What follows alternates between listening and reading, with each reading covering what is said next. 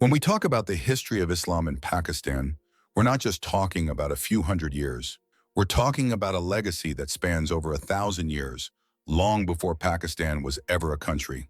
While the nation-state of Pakistan was born in 1947, the region that makes up modern-day Pakistan, especially the Indus Valley and its surrounding areas, has been a thriving center of Islamic scholarship, culture, and political influence for centuries. Let's go back to the very beginning. Before Islam ever reached these lands, the region was predominantly Hindu and Buddhist. Great empires like the Maurya and Gupta ruled over cities like Taxila and Gandhara, which were internationally recognized as centers of Buddhist philosophy and learning.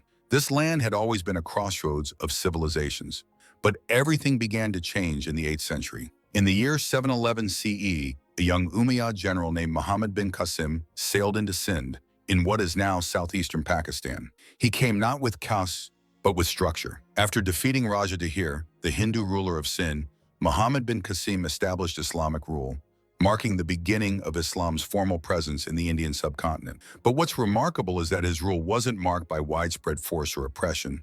Instead, he introduced a system of religious tolerance. Non-Muslims were granted protection under dhimmi status.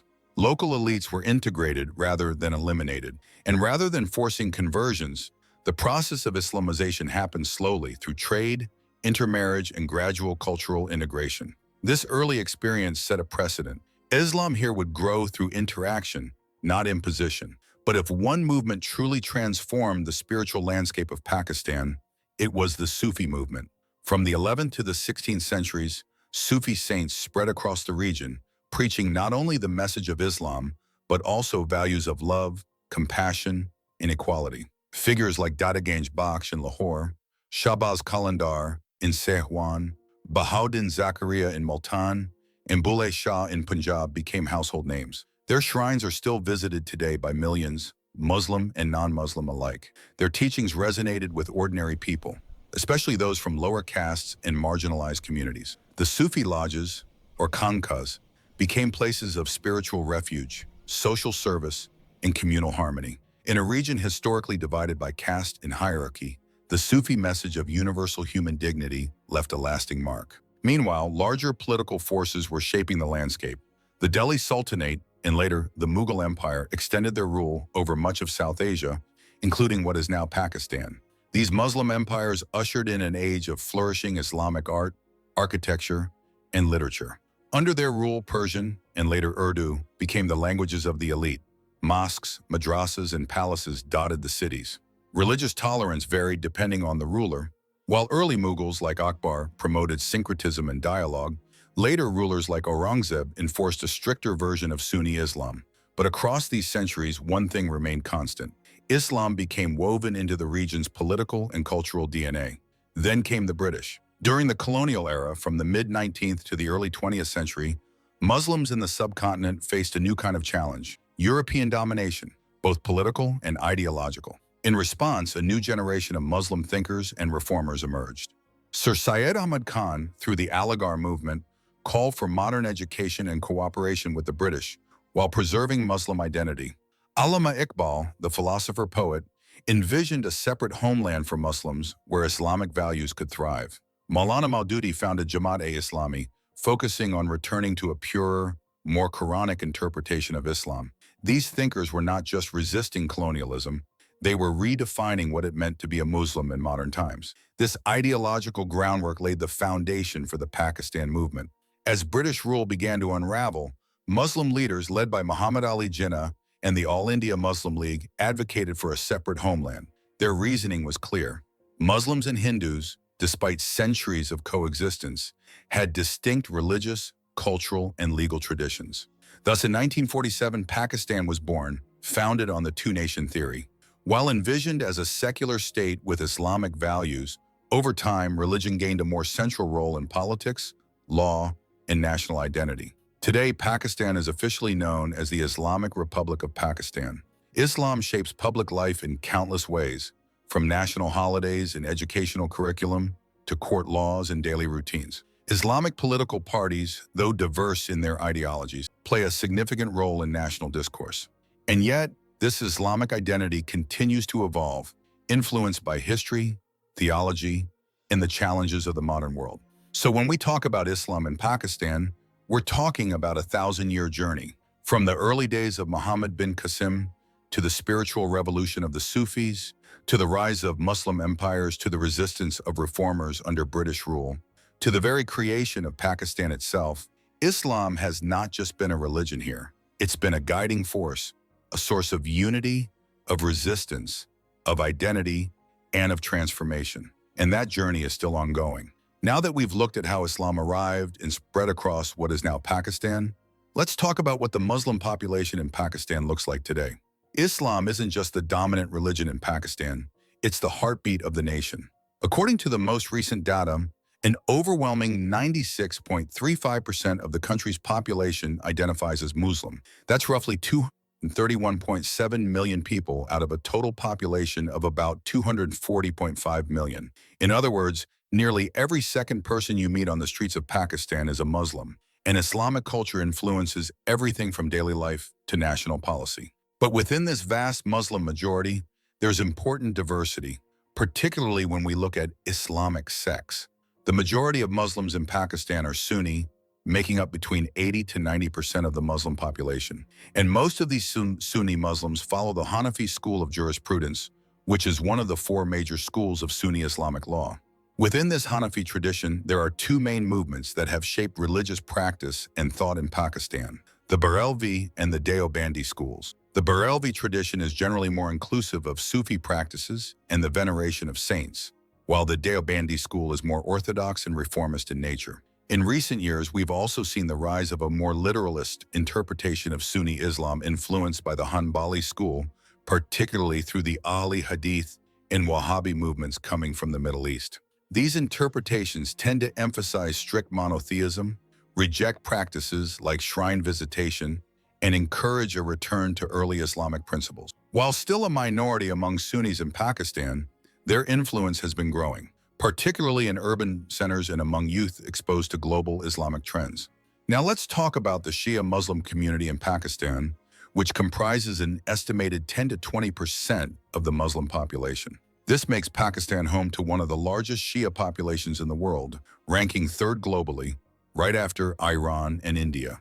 The majority of Pakistani Shias belong to the Twelver, or Ithna Ashariya branch of Shiism. This branch believes in a succession of 12 imams, beginning with Imam Ali and ending with Imam al-Mahdi, who is believed to be in occultation and will one day return.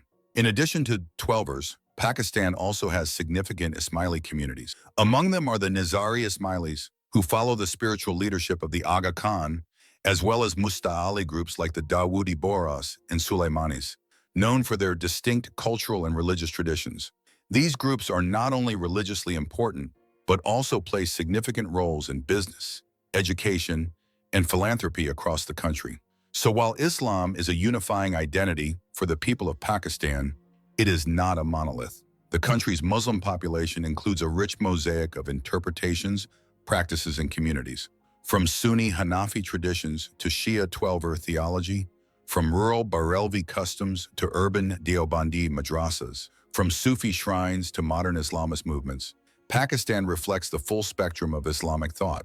This internal diversity, while sometimes a source of tension, is also a testament to the depth and complexity of Islam's role in shaping Pakistani identity. When we look at the daily lives of Muslims in Pakistan, we see a vivid blend of faith, tradition, and modern living. Despite differences in region, economic class, or whether someone lives in a rural village or a bustling city, Islamic values shape the rhythms of everyday life across the country. These values aren't just practiced on special occasions, they're woven into the fabric of people's routines, from sunrise to bedtime. The day for many Muslims in Pakistan begins early, often before dawn, with the Fajr prayer, the first of the 5 daily prayers. For the devout, especially elders and practicing adults, this prayer is a peaceful way to center the soul before the day begins. Then comes the Duhur prayer around early afternoon, often performed quietly at home or in offices, though many men try to make it to a local mosque. Later in the day, Asr prayer takes place before sunset, sometimes during a break at work or school. Maghrib, which marks the moment the sun dips below the horizon, brings families together again. This one is often prayed at home just before dinner. Finally, Isha, the night prayer, is typically the last structured act of devotion before sleep.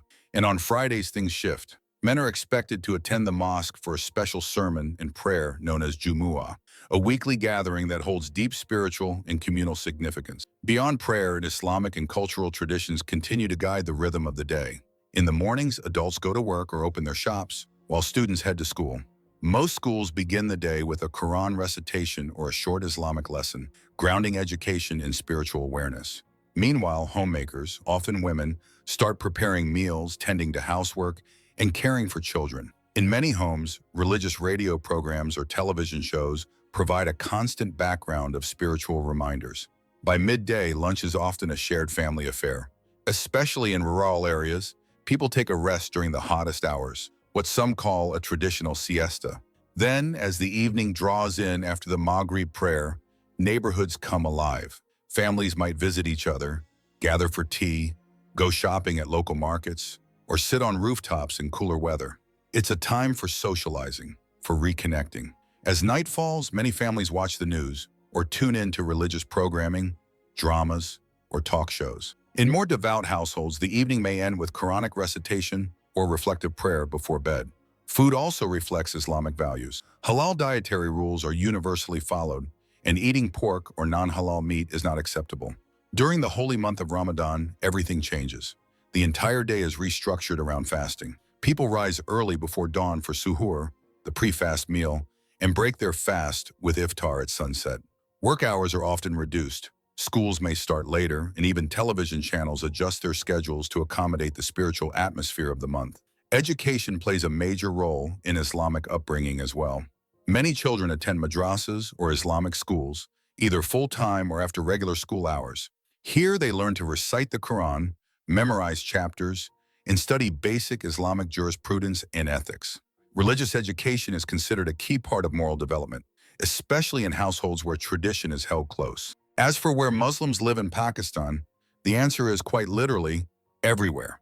Since more than 96% of the population is Muslim, Islam is deeply embedded across all regions, but each province brings its own unique flavor. Punjab, the most populous province, is largely Sunni and heavily influenced by Sufi traditions. Shrines and festivals dedicated to saints are part of the local culture. In Sindh, while Sunni Islam is dominant, there's also a strong presence of Shia and Ismaili communities, especially in cities like Karachi.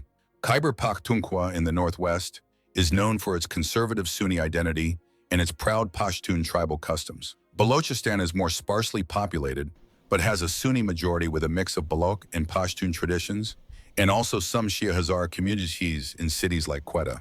Up in Gilgit-Baltistan, you'll find a diverse religious landscape. Sunni, Shia, and especially Ismaili Muslims live here side by side in areas like Hunza and Gilgit. And of course, Karachi, Pakistan's largest and most cosmopolitan city, is a true microcosm, home to virtually every Islamic sect and ethnic group in the country. When it comes to gender roles, Pakistani society is evolving, but tradition still holds firm in many places. Men tend to dominate public life, especially in areas like politics, business, and transportation. In urban centers like Lahore, Islamabad, and Karachi, however, it's common to see women working in offices, teaching in schools, hosting media programs, and even holding political positions. But in more rural and conservative regions, women's roles are still primarily centered around the home, though this is slowly changing with education, technology, and awareness campaigns. Religious holidays are another major feature of daily life and national identity. The two Eids, Eid al-Fitr, which marks the end of Ramadan, and Eid al-Adha, which commemorates the story of Prophet Ibrahim's sacrifice, are both celebrated nationwide with family gatherings, feasts, and community charity. On Eid al-Adha, families who can afford it sacrifice an animal and distribute the meat to relatives and the poor. Other important religious observances include Milad-un-Nabi, the Prophet Muhammad's birthday, Shab-e Barat, a night of forgiveness, and Ashura, which is particularly significant for Shia Muslims and observed with great devotion in various parts of the country. So from early morning prayers to late-night spiritual reflection, from bustling bazaars to quiet madrasas, from city skylines to mountain valleys, daily life in Pakistan is steeped in Islam. It shapes how people eat, dress, work, raise their children, and celebrate life's milestones. It's not just a religion here, it's a way of life, a cultural compass, and a source of identity for millions of people. While Pakistan is a Muslim-majority country, home to more than 96% of the population identifying as Muslim, that doesn't mean the Muslim community here is without challenges. In fact, many of the problems Muslims in Pakistan face that are rooted not in faith itself, but in how religion is interpreted, politicized, or manipulated in different spheres of society. These issues affect everything from education and healthcare to national unity and identity. One of the most pressing concerns is sectarian tension. Though the majority of Pakistan's Muslims are Sunni, the country is also home to a large Shia population, estimated at 10 to 20%. Unfortunately, this has sometimes led to conflict. Shia communities have been the target of extremist violence, especially during religious events like Muharram. They face discrimination in certain regions and a persistent sense of insecurity. But the tension isn't limited to Sunni versus Shia. Within Sunni Islam itself, there are doctrinal clashes between groups like the Barelvi Deobandi and Ali Hadith, often leading to disputes over mosque leadership, religious narratives, and access to funding. What should be internal theological discourse sometimes spills into hostility and even physical confrontation. Then there's the issue of religious intolerance and extremism, especially toward minorities within Islam itself. One stark example is the Ahmadi Muslim community, who were officially declared non-Muslims by the state in 1974. Since then, they've been legally prohibited from calling themselves Muslim, using Islamic greetings, or practicing their faith openly. This legal status has made them targets of violence and deep societal exclusion. And when we talk about extremism, we can't ignore how blasphemy laws, meant to protect religious sentiments, are frequently misused. These laws have led to false accusations, mob violence, and a general climate of fear. Even Muslims are not immune to these laws being turned against them, often for personal vendettas or political gain. Another problem is in the religious education system. Many children in Pakistan attend madrasas, some of which offer only religious instruction, neglecting subjects like math, science, or literature. While religious education has its place, the lack of a balanced curriculum creates long-term challenges. Graduates of these schools often find themselves without the skills needed in today's job market, leading to poverty or vulnerability to radical ideologies. Reform efforts have been made to modernize madrasa curricula, but these often meet resistance from clerics who fear government interference and from political groups who benefit from keeping things as they are. And that brings us to another major issue: economic inequality. Despite Islam's emphasis on social justice and zakat, the practice of wealth redistribution through charity, Pakistan still suffers from a deep wealth gap. Many rural Muslims live in poverty, while a small urban elite has access to education, healthcare, and Islamic banking options that are unavailable to most. Islamic finance is growing, yes, but its benefits are still mostly enjoyed by the middle and upper classes in major cities. Healthcare and social services are another area of concern. In many parts of the country, especially remote or tribal regions, access to clean water, hospitals, and maternal care is limited or non-existent. In the absence of strong government infrastructure, Islamic charities and NGOs try to fill the gap, but their efforts, while noble, are not enough to cover an entire population in need. A nation can't thrive on charity alone. It needs systems. What complicates these problems even further is the politicization of religion. Political parties often use Islam as a tool to gain votes, issuing laws or fatwas to appease hardline groups rather than working toward consensus or meaningful reform. As a result, many young people, especially those who grew up watching the politicization of their faith, are growing disillusioned. They see religion not as a source of peace or wisdom, but as a lever for power and control. Part of the problem is the lack of religious pluralism and critical thinking in the education system. Students are often taught to memorize, not to understand. There's little room for ijtihad, independent reasoning within Islamic law, or for discussing how Islam can meet the challenges of modern society. Questions of reform or reinterpretation are either ignored or shut down. Without open dialogue, younger generations are left with either rigid conservatism or total disengagement. Gender is another area where challenges persist. While Islam advocates for the dignity and rights of women, cultural misinterpretations often override religious guidance. In many areas, women have limited access to mosques or religious education. They are excluded from religious leadership and scholarly roles. In some communities, harmful practices like forced marriage or domestic abuse are wrongly justified in the name of religion, even though Islam itself opposes them. The gap between Islamic principles and societal practices is wide and growing. Lastly, there's a broader challenge to peace and unity. With no centralized Islamic authority in Pakistan, mosque sermons and public discourse can vary wildly, from messages of harmony to outright sectarian hatred. Some radical clerics exploit their platforms to promote division, and without a strong, unified voice to counter them, many communities are left isolated, confused, or radicalized. Instead of unifying the Muslim Ummah, religion is sometimes used to draw lines between us and them, even within the same faith. So while Islam is a powerful unifying force in Pakistan, the Muslim population still faces significant hurdles, from sectarian conflict and misused blasphemy laws to poverty, weak infrastructure, and the politicization of faith. The problems are complex, but not unsolvable. What's needed is honest dialogue, educational reform, community empowerment, and a return to the core Islamic values of justice, compassion, and unity. Islam in Pakistan is not just a religion. It's a history, a culture, a way of life, and at times a complex struggle. From its ancient roots and Sufi traditions to the challenges of modern-day sectarianism and social inequality, the story of Islam in Pakistan is one of resilience, transformation, and deep faith. If you found this video insightful, don't forget to like, share, and subscribe to the channel. Your support helps us create more thoughtful content that bridges history, religion, and current realities. Leave a comment below. What part of this journey stood out to you the most? Let's continue this conversation together.